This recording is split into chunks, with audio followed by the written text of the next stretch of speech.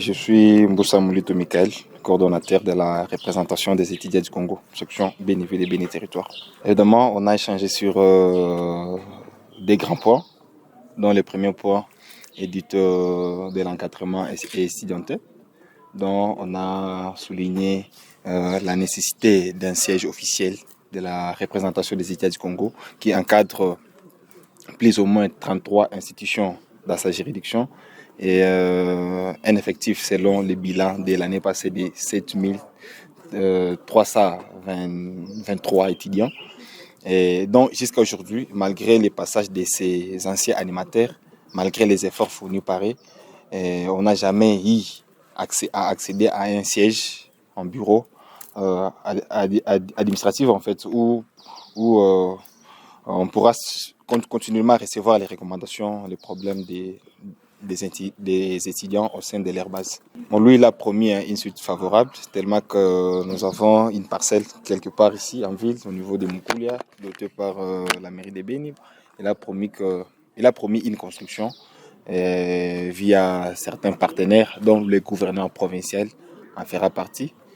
Il y a aussi le point qu'on a traité, le point de l'obtention des laboratoires informatiques, dont on a compris que ce monde d'aujourd'hui, c'est le monde qui est beaucoup purement informatisé, où la crème intellectuelle de la ville de Béni n'accède pas à ces opportunités informatiques.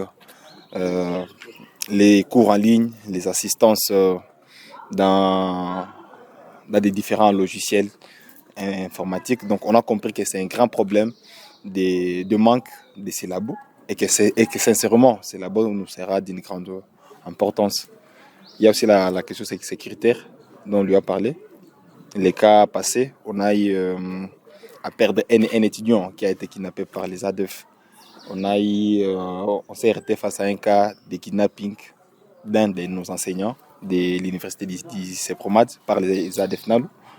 Il y a aussi les parents d'un de nos étudiants de Béni-Ville et Territoire qui ont été aussi emportés par les ADF Nalou. Donc comprenez qu'on a passé un moment de turbulence qui a touché nécessairement la crème intellectuelle du point de vue sécuritaire.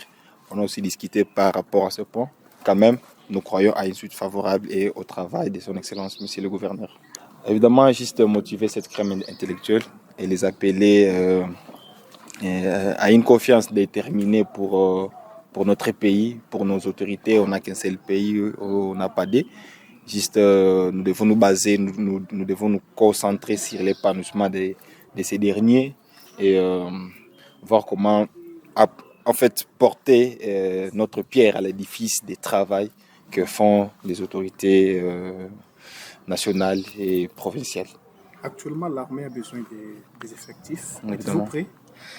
Pour la RAD? Ouais. Pour la RAD et pour la formation militaire dans les académies. Évidemment, si c'est notre devoir d'accompagner les gouvernements, de défendre notre patrie à un moment, si en cas de besoin de la crème intellectuelle, parce que les besoins là, mais on n'a jamais été consulté pour ces dossiers. Mais une fois consulté, on va amener les étudiants. Donc personnellement, j'en ferai partie, il n'y a pas de problème. C'est notre patrie.